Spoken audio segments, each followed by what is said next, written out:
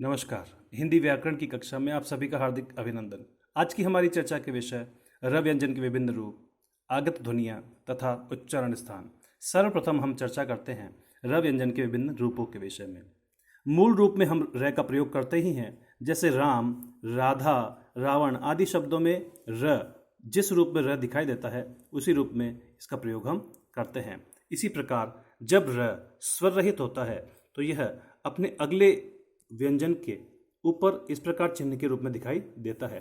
जैसे यहाँ धर्म शब्द में म से पूर्व र स्वर रहित होने के कारण म के ऊपर इस चिन्ह के रूप में यहाँ दिखाई दे रहा है। इसी प्रकार र से पहले यदि कोई व्यंजन स्वर से रहित हो तो यह उसी व्यंजन के नीचे इस प्रकार चिन्ह के रूप में दिखाई देता है। जैसे यहाँ र से पूर्व प, यह स्वर रहित व्यंजन होने के कारण र उसके नीचे यहाँ दिखाई दे रहा है। इसी प्रकार स्वर रहित र से पहले यदि ट ठ ड ढ ये ध्वनियाँ हों तो यह र उनके नीचे इस प्रकार चिन्ह के रूप में दिखाई देता है। जैसे यहाँ र से पूर्व ट स्वर रहित ध्वनि है, अतः यह र उसके नीचे इस प्रकार चिन्ह के रूप में लगाया गया है। यदि स्वर रहित श से हम इसे मिलाते हैं तो इस प्रकार यह श्र के रूप में बनता है, जैसे श्रम, विश्राम आदि। इसी प्रकार यदि हम स से, जो कि स्वर रहित है, उससे यदि हम र को मिलाते हैं तो र उसके नीचे इस प्रकार चिन्ह के रूप में लगता है और हम शब्द बना सकते हैं स्रोत आदि। हमारा आज का दूसरा चर्चा का विषय आगत ध्वनि है। हिंदी भाषा में समय समय पर दूसरी भाषाओं के अनेक शब्दों का आगमन हुआ है और हिंदी ने सहर्ष उन्हें स्वीकार किया है। जैसे अंग्रेजी भाषा से औ, इसी प्रकार से ख, ज, फ आदि उर्दू फारसी ध्वनियों का हिंदी में आगमन। इनके अनेक प्रयोग हिंदी में देखने को मिलते हैं, जैसे कॉलेज, डॉक्टर। ज का प्रयोग जुल्म, सजा। इसी प्रकार फ का प्रयोग फिल्म तथा फन। हिंदी में ख का प्रयोग बहुत कम दिखाई देता है। आज का हमारा सबसे महत्वपूर्ण चर्चा का विषय उच्चारण स्थान।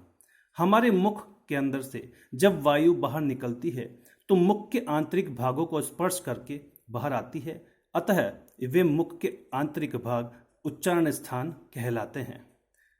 हमारे मुख में कंठ, तालु, मूर्धा, दंत, ओष्ठ, नासिका आदि उच्चारण स्थान होते हैं। आइए आज हम उनके विषय में चर्चा करते हैं।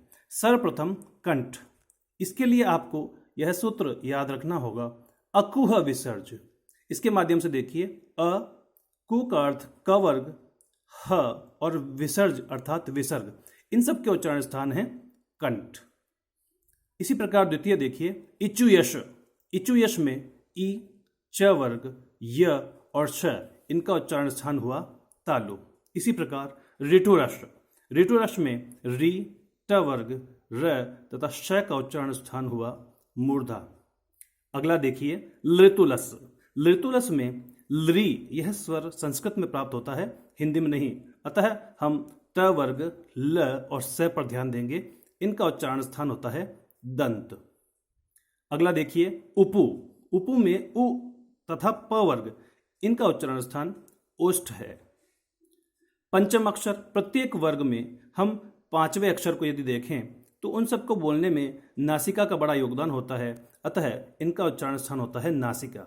इसी प्रकार अनुस्वार भी इन पंचम अक्षरों से ही बनता है, अतः इसका उच्चारण स्थान भी नासिका ही है। आगे ध्यान से देखिए, व का उच्चारण स्थान दंतोष्ठ होता है तथा ए और ऐ। ए का निर्माण अ और ई स्वरों के मिलने से होता है, अतः अ का कंठ और ई का तालु मिलाकर ए और ऐ का उच्चारण स्थान हुआ कंठ तालु।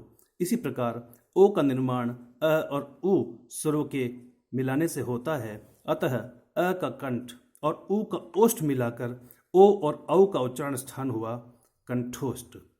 इस प्रकार आप उच्चारण स्थानों का प्रयास करके अच्छी तरह से स्वरों का उच्चारण कर सकते हैं।